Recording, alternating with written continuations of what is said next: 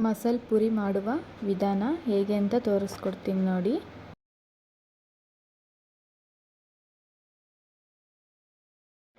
Hi, ಎಲ್ರಿಗೂ ಮಸಾಲೆ ಪುರಿ ಮಾಡೋದು ಯಾವ ಥರ ಅಂತ ತೋರಿಸ್ಕೊಡ್ತೀನಿ ನೋಡಿ. ಇಲ್ಲಿ ಒಂದು 100 ಗ್ರಾಮ್ ಬಟಾಣಿ ಕಾಳನ್ನ, ಒಣ ಬಟಾಣಿನ ನೆನೆ ಹಾಕಿರಬೇಕು. ಮಾರ್ನಿಂಗ್ ಮಾಡೋಂಗಿದ್ರೆ ನೈಟು ಸಂಜೆ ಮಾಡೋ ಹಾಗಿದ್ರೆ ಮಧ್ಯಾಹ್ನದಂಗೆ ನೆನೆ ಹಾಕಿದ್ರೆ ಸಾಕಾಗುತ್ತೆ. 100 ಗ್ರಾಮ್ ಬಟಾಣಿ ತೊಗೋಬೇಕು. 2 ಆಲೂಗೆಡ್ಡೆ ನೋಡಿ ಈ ಥರ ಹೆಚ್ಕೋಬೇಕು. 2 ಆಲೂಗೆಡ್ಡೆನ ಹೆಚ್ಚಿರೋ ಆಲೂಗೆಡ್ಡೆನ ಒಂದು ಕುಕ್ಕರ್ಗೆ ಹಾಕಬೇಕು. ಬಟಾಣಿ ಕಾಳು ಮತ್ತು ಆಲೂಗೆಡ್ಡೆನ ಒಟ್ಟಿಗೆ ಬೇಯಿಸ್ಕೋಬೇಕು. ಯಾಕಂದರೆ ಸಪ್ರೇಟ್ ಬೇಯಿಸ್ಕೊಳ್ಳೋದು ಟೈಮ್ ಜಾಸ್ತಿ ಆಗುತ್ತೆ. 2 ಒಟ್ಟಿಗೆ ಹಾಕಿದ್ರೆ ಒಟ್ಟಿಗೆ ಬೇಯುತ್ತೆ. ಒಂದು 6 ವಿಸಲ್ ಹಾಕಿಸ್ಬೇಕು. ಇನ್ನು ಮಸಾಲೆ ರೆಡಿ ಮಾಡ್ಕೊಳ್ಳೋಣ. ಕೊತ್ತಂಬರಿ ಸೊಪ್ಪು ಮತ್ತು ಪುದೀನ ತೊಗೋಬೇಕು. ಅದನ್ನು ನಾನೊಂದು ಪ್ಲೇಟಲ್ಲಿ ಇಟ್ಕೊಂಡಿದ್ದೀನಿ. ಮತ್ತು ಟೊಮೊಟೊ, ಈರುಳ್ಳಿ, ಶುಂಠಿ, ಬೆಳ್ಳುಳ್ಳಿ, ಹಸಿಮೆಣ್ಸಿನ್ಕಾಯಿ ಖಾರ ನೋಡಿ ತೊಗೋಬೇಕು. ಯಾಕಂದರೆ ಚಿಲ್ಲಿ ಪೌಡರ್ ಮತ್ತೆ ಹಾಕ್ತೀವಲ್ಲ, ಹಾಗಾಗಿ ಖಾರ ಸ್ವಲ್ಪ ಇರೋದನ್ನ ತೊಗೋಬೇಕು. ಖಾರ ಇಲ್ಲ, ಹಾಗಾಗಿ ನಾನು 4 ತೊಗೊಂಡಿದ್ದೀನಿ ನೋಡಿ. ಇವಾಗ ಒಂದು ಬಾಣಲಿಲಿ ಹುರ್ಕೋಬೇಕು. ಇದನ್ನು 2 ಟೇಬಲ್ ಸ್ಪೂನ್ ಎಣ್ಣೆ ಹಾಕ್ಕೊಂಡು ಹಸಿ ಸ್ಮೆಲ್ ಹೋಗೋವರೆಗೂ ಫ್ರೈ ಮಾಡ್ಕೋಬೇಕು ನೋಡಿ. ಇನ್ನೂ ಯಾರ್ಯಾರು ನಮ್ಮ ಚಾನಲ್ಗೆ ಸಬ್ಸ್ಕ್ರೈಬ್ ಮಾಡ್ಕೊಂಡಿಲ್ಲ, ಪ್ಲೀಸ್ ಸಬ್ಸ್ಕ್ರೈಬ್ ಮಾಡ್ಕೊಳ್ಳಿ. ಇನ್ನು ಯಾರ್ಯಾರು ಲೈಕ್ ಮಾಡಿ, ಶೇರ್ ಮಾಡಿ ಅಂತ ಹೇಳ್ತೀನಿ ನೋಡಿ. ಇವಾಗ ಟೊಮೊಟೊ, ಶುಂಠಿ ಅವನ್ನೆಲ್ಲನೂ ಮಸಾಲೆಗೆ ಅಂತ ಐಟಮ್ ಹಚ್ಚಿಟ್ಕೊಂಡಿದ್ವಲ್ಲ, ಈರುಳ್ಳಿ, ಶುಂಠಿ, ಬೆಳ್ಳುಳ್ಳಿ ಅದನ್ನೆಲ್ಲ ಒಟ್ಟಿಗೆ ಹಾಕ್ಬಿಟ್ಟು ಸ್ವಲ್ಪ ಹಸಿ ಸ್ಮೆಲ್ ಹೋಗೋವರೆಗೂ ಮತ್ತು ಟೊಮೊಟೊ ಬೇಯೋವರೆಗೂ ಸ್ವಲ್ಪ ಫ್ರೈ ಮಾಡ್ಕೋಬೇಕು. ಹಸಿ ವಾಸನೆ ಇದ್ದರೆ ಸರಿ ಹೋಗಲ್ಲ ಅದು, ಹಾಗಾಗಿ ಹಸಿ ವಾಸನೆ ಎಲ್ಲ ಹೋಗೋ ಥರ ಫ್ರೈ ಮಾಡ್ಕೋಬೇಕು ನೋಡಿ. ಇನ್ನೇನು ಫ್ರೈ ಆಗ್ತಾಯಿದೆ. ಟೊಮೊಟೊ ಎಲ್ಲ ಹಾಗೆ ಸಣ್ಣದು ಆಗ್ತಾಯಿದೆ ನೋಡಿ. ಈ ಥರ ಹೊರಗಡೆ ತಂದು ತಿನ್ನೋದಕ್ಕಿಂತ ಮನೇಲೇ ಮಾಡ್ಕೊಂಡು ತಿನ್ನೋದು ತುಂಬ ಹೆಲ್ತಿಯಾಗಿರುತ್ತೆ. ಹಾಗಾಗಿ ಪಾಪು ಬೇರೆ ಚಿಕ್ಕವನಿರೋದ್ರಿಂದ ನಾನು ಹೊರಗಡೆ ಪಾನಿಪುರಿ ಎಲ್ಲ ಏನೂ ಕೊಡಿಸಲ್ಲ ಅವನಿಗೆ, ಮನೇಲೇ ಮಾಡಿಕೊಡ್ತೀನಿ. ಸ್ವಲ್ಪ ಕಷ್ಟ ಆದರೂ ಪರವಾಗಿಲ್ಲ ಅಂತ ನೋಡಿ. ಇಲ್ಲಿ ಈ ಥರ ನೋಡಿ ಎಷ್ಟಿತ್ತಲ್ವ, ಹಸಿ ವಾಸನೆ ಎಲ್ಲ ಹೋಗಬೇಕು. ಮತ್ತು ಅದೊಂಥರ ಬ್ರೌನ್ ಕಲರ್ಗೆ ಟರ್ನ್ ಆಗ್ತಾಯಿದೆ, ಆ ಥರ ಫ್ರೈ ಮಾಡ್ಕೋಬೇಕು. ಮತ್ತು ಅದನ್ನು ಆರಕ್ಕೆ ಬಿಡೋಣ.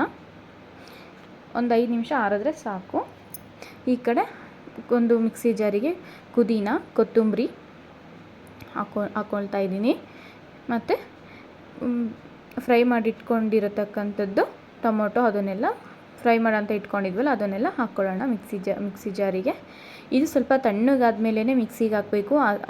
ಅಂದರೆ ಸುಡೋದನ್ನೇ ಮಿಕ್ಸಿಗೆ ಹಾಕ್ಬಿಟ್ರೆ ಒಂಥರ ಮಿಕ್ಸಿಯಲ್ಲಿ ಏನಾದರೂ ಅದು ನೀರು ಆಚೆ ಬಂದುಬಿಟ್ರೆ ಮತ್ತು ತುಂಬ ಸುಡುತ್ತೆ ಅಂತ ಅಷ್ಟರಲ್ಲಿ ಅದು ಮಿಕ್ಸಿ ಜಾರ್ ಆರೋ ಅಷ್ಟೊತ್ತಿಗೆ ಇದನ್ನು ಬಸ್ಕೊಂಡಿರಬೇಕು. ವಿಸಲ್ ಬೇರೆ 6 ವಿಸಲ್ ಬಂದಿತ್ತು. ಆಲೂಗೆಡ್ಡೆ, ಬಟಾಣಿ ಕಾಳನ್ನ ಬೇಯೋಕೆ ಇಟ್ಟಿದ್ವಲ್ಲ ಅದನ್ನು, ನೀರು ಮತ್ತು ಬೇಳೆಕಾಳೆಲ್ಲನ ಸಪ್ರೇಟ್ ಮಾಡ್ಕೋಬೇಕು. ಈಗ ಆಲೂಗೆಡ್ಡೆನ ಸಿಪ್ಪೆ ತೆಗೆದಿಟ್ಕೊಳ್ಳೋಣ. ನೀವು ಮುಂಚೆನೇ ಸಿಪ್ಪೆ ತೆಗ್ದಾದ್ರೂ ಬೇಯೋಕೆ ಹಾಕ್ಬೋದು, ಬಟ್ ನಾನು ಮರ್ತ್ಬಿಟ್ಟೆ, ಹಾಗಾಗಿ ಸಿಪ್ಪೆ ತೆಗ್ದು ಹಾಕ್ಬೋದು. ಈಗಾದರೂ ಹಾಕ್ಬೋದು, ಸಿಪ್ಪೆ ತೆಗ್ದಾದರೂ ಹಾಕ್ಬೋದು. ಈಗ ನಾನು ಸಿಪ್ಪೆ ಎಲ್ಲ ತೆಗ್ದಿಟ್ಕೊಂಡಿದ್ದೀನಿ ಆಲೂಗೆಡ್ಡೆನ. ಇದನ್ನು ಸ್ಮ್ಯಾಶ್ ಮಾಡ್ಕೊಳ್ಳೋಣ ನೋಡಿ. ಇಲ್ಲಿ ಈ ಥರ ನಿಧಾನಕ್ಕೆ ಇದು ಮಾಡ್ಕೋಬೇಕು, ಇಲ್ಲ ಅಂದರೆ ಅದು ಬಿಸಿ ಇರುತ್ತಲ್ವ, ಹಾಗಾಗಿ ಮತ್ತೆ ಕೈಗೆಲ್ಲಾದರೂ ತಾಗಿದ್ರೆ ತುಂಬ ಸುಡುತ್ತೆ. ಇಲ್ಲ ಆರಿದ ಮೇಲಾದ್ರೂ ಮಾಡ್ಕೋಬೋದು. ನಾನು ಸ್ವಲ್ಪ ಬಿಸಿದೇನೆ ಮಾಡ್ಕೊಳ್ತಾ ಇದ್ದೀನಿ ನೋಡಿ. ಇಲ್ಲಿ ಈ ಥರ ನೀಟಾಗಿ ಅದು ಫುಲ್ಲು ಪುಡಿ ಆಗಿರಬೇಕು, ಆ ಥರ ತುಂಬ ಮೆತ್ತಗೆ ಆಗಿರಬೇಕು, ಆ ಥರ ಇದು ಮಾಡ್ಕೋಬೇಕು. ಹಾಗೆ ಸ್ವಲ್ಪ ಬಟಾಣಿನೂ ಲೈಟಾಗಿ ಸ್ಮ್ಯಾಶ್ ಮಾಡ್ಕೋಬೇಕು, ಹೌದೋ ಅಲ್ಲೋ ಅನ್ನೋ ಥರ ನೋಡಿ. ಇಲ್ಲಿ ತೋರಿಸ್ತಾ ಇದ್ದೀನಿ ನೋಡಿ, ಈ ಥರ ಅಷ್ಟರಲ್ಲಿ ಮಿಕ್ಸಿ ಜಾರಿಗೆ ಹಾಕಿದ್ವಲ್ಲ ಅದೆಲ್ಲ ಹಾರಿತ್ತು ಮಸಾಲೆದು. ಈಗ ಮಿಕ್ಸಿಗೆ ಹಾಕ್ಕೊಳ್ಳೋಣ ನೋಡಿ. ಈ ಥರ ಮಿಕ್ಸಿಲಿ ರುಬ್ಕೊಂಡು ತೊಗೊಂಡಿದ್ದೀನಿ. ಅದೇ ಬಾಣಲಿಗೆ ಮತ್ತೆ 2 ಟೇಬಲ್ ಸ್ಪೂನ್ ಎಣ್ಣೆ ಹಾಕಿಬಿಟ್ಟು ಮಸಾಲೆ ರೆಡಿ ಮಾಡ್ಕೊಳ್ಳೋದ ನೋಡಿ. ಅದೇ 2 ಟೇಬಲ್ ಸ್ಪೂನ್ಗೆ ಎಣ್ಣೆ ಹಾಕ್ಬಿಟ್ಟು ಬಟಾಣಿ ಕಾಳು ಮಾಡಿಟ್ಕೊಂಡಿದ್ವಲ್ಲ ಅದನ್ನು ಎಲ್ಲ ಹಾಕಿದ್ದೀನಿ. ಬಟಾಣಿ ಕಾಳು ಹಾಕ್ಕೊಂಡು ಫ್ರೈ ಮಾಡ್ಕೊಳ್ಳೋಣ ಲೈಟಾಗಿ, ಯಾಕಂದರೆ ಅದು ಆಲ್ರೆಡಿ ಬೆಂದಿದೆ. ಮತ್ತು ಎಣ್ಣೆಯಲ್ಲಿ ಸ್ವಲ್ಪ ಫ್ರೈ ಆಗಬೇಕು ಅನ್ನೋ ಕಾರಣಕ್ಕೆ ಮತ್ತು ಎಣ್ಣೆ ಸ್ವಲ್ಪ ಇದು ಮಾಡ್ಕೊಳ್ಳೋಣ. ಈಗ ನೋಡಿ ಆಲೂಗೆಡ್ಡೆದು ಎಲ್ಲ ಪುಡಿ ಮಾಡಿ ಇಟ್ಕೊಂಡಿದ್ವಲ್ಲ ಅದನ್ನು ಹಾಕ್ಕೊಳ್ಳೋಣ. ಮತ್ತು ಮಸಾಲೆನ ಹಾಕ್ಕೊಂಡು ಅಷ್ಟು ಹಾಕ್ಕೊಳ್ಳೋದೇನು ಬೇಡ, ಸ್ವಲ್ಪ ಪಾನಿಗಂತನೂ ಸ್ವಲ್ಪ ಇರಿಸ್ಕೊಳ್ಳೋಣ. ಅದೇ ಮಸಾಲೆ ಸಾಕು ಪಾನಿಗೆ, ತುಂಬ ಚೆನ್ನಾಗಿರುತ್ತೆ. ಅದು ಒಂದು 2 ಟೇಬಲ್ ಸ್ಪೂನ್ ಮಾತ್ರ ಉಳಿಸ್ಕೊಂಡಿದ್ದೀನಿ. ಮತ್ತು ಸ್ವಲ್ಪ ಅರಿಶಿನ ಪುಡಿ, ಸ್ವಲ್ಪ ಚಿಲ್ಲಿ ಫ್ಲೇವರ್ ಖಾರದ ಪುಡಿ, ಸ್ವಲ್ಪ ಧನಿಯಾ ಪೌಡರು, ಮತ್ತು ರುಚಿಗೆ ತಕ್ಕಷ್ಟು ಉಪ್ಪು. ಈಗ ಮಸಾಲೆನ ನೀಟಾಗಿ ಕುದಿಯೋದಕ್ಕೆ ಬಿಡಬೇಕು ನೋಡಿ. ಎಷ್ಟು ಚೆನ್ನಾಗಿ ಕುದೀತಿದೆ. ಅದ್ರ ಮೇಲೆ ಸ್ವಲ್ಪ ಕೊತ್ತಂಬರಿ ಸೊಪ್ಪು ಲೈಟಾಗಿ ಹಾಕಬೇಕು. ಇದೇ ಮಸಾಲೆ ತೊಗೊಂಡಿದ್ನಲ್ಲ ಅವಾಗೇನೆ ಮಸಾಲೆ ಮಾಡೋಕ್ಕೆ, ಅದೇ ಮಸಾಲೆಗೆ ಸ್ವಲ್ಪ ಒಂದು 2 ಲೋಟ ನೀರು ಸೇರಿಸ್ಬಿಟ್ಟು ಒಂದು ನಿಂಬೆ ಹಣ್ಣು ಹಿಂಡ್ಬಿಟ್ರೆ ಪಾನಿ ರೆಡಿ ಆಗುತ್ತೆ. ತುಂಬ ಚೆನ್ನಾಗಿರುತ್ತೆ, ಅಂದರೆ ತುಂಬ ಚೆನ್ನಾಗಿರುತ್ತೆ. ಈಗ ಪೌಡರ್ ಎಲ್ಲ ಬರುತ್ತಲ್ಲ ಅದನ್ನೆಲ್ಲ ಹಾಕೋ ಬದಲು ಈ ಥರ ಸಿಂಪಲ್ಲಾಗಿ ಮಾಡಿಕೊಂಡ್ರೆ ತುಂಬ ರುಚಿಯಾಗಿರುತ್ತೆ. ಅದಕ್ಕೆ ಸ್ವಲ್ಪ ಉಪ್ಪು. ಈ ಕಡೆ ಪೂರಿನ ಕರಿಯೋದಕ್ಕೆ ಇಟ್ಕೊಳ್ತಾ ಇದ್ದೀನಿ. ಬಾಣಲಿಲಿ ಎಣ್ಣೆ ಹಾಕ್ಕೊಂಡು ನೋಡಿ, ಇಲ್ಲಿ ಎಣ್ಣೆ ಹಾಕ್ಕೊಂಡು ಪೂರಿನ ಕರ್ಕೊಳ್ಳೋಣ. ಪೂರಿ ರೆಡಿಮೇಡು ಸಿಗುತ್ತೆ, ಮನೆಯಲ್ಲೇ ಮಾಡ್ಕೊಬೋದು. ಮನೆಯಲ್ಲೇ ಮಾಡಿಕೊಂಡ್ರೆ ತುಂಬ ಚೆನ್ನಾಗಿ ಹೆಲ್ತಿಯಾಗಿರುತ್ತೆ. ಆಗ ನನಗೆ ಟೈಮ್ ಇರಲಿಲ್ಲ ಅಂತ ಹೇಳ್ಬಿಟ್ಟು ಅಂಗಡಿಯಿಂದನೇ ತರಿಸಿದ್ದೆ ಪೂರಿ ಮಾತ್ರ. ನೋಡಿ, ಇಲ್ಲಿ ಈ ಥರ ಪೂರಿನೂ ಕರ್ಕೊಂಡಿದ್ದಾಯಿತು. ನೋಡಿ ಎಷ್ಟು ಉಬ್ಕೊಂಬಂದಿದೆ, ತುಂಬ ಚೆನ್ನಾಗಿರುತ್ತೆ. ಬಟ್ ಮನೇಲಿ ಮಾಡಿದ್ರೆ ಈ ಥರ ಬರುತ್ತೋ ಬರೋಲ್ಲ ನನಗೂ ಗೊತ್ತಿಲ್ಲ, ಎಂದೂ ಟ್ರೈ ಮಾಡಿಲ್ಲ. ಟ್ರೈ ಮಾಡಿದಾಗ ಯಾವ ವೀಡಿಯೋನೂ ಹಾಕ್ತೀನಿ. ಇನ್ನೇನು ಮಸಾಲೆ ಪೂರಿ ಎಲ್ಲ ಫುಲ್ಲು ರೆಡಿಯಾಗಿದೆ. ನೋಡಿ ಇಲ್ಲಿ ಐಟಮ್ಸ್ ಎಷ್ಟು ಚೆನ್ನಾಗಿದೆ. ಸೈಡ್ಸಿಗೆ ಅಂತ ಅದ್ರ ಮೇಲೆ ಹಾಕೋದಕ್ಕೆ ಈರುಳ್ಳಿ, ಟೊಮೊಟೊ, ಕೊತ್ತಂಬರಿ ಮತ್ತು ಚಿಲ್ಲಿ ಸೂಪರಾಗಿರುತ್ತಲ್ವ. ನೋಡಿ ಇಲ್ಲಿ ಚಿಕ್ಕ ಬೌಲಲ್ಲಿ ಚಿಲ್ಲಿ ಇದೆ.